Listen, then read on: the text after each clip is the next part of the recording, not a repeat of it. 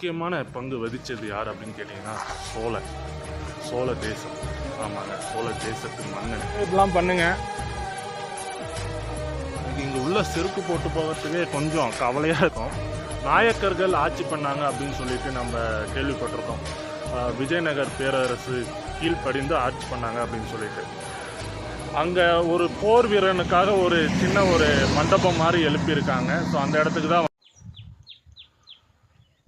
அந்த அடையாளம் மட்டும் இருக்குது. நான் ஜூம் பண்ணி காமிக்கிறேன் மக்களே.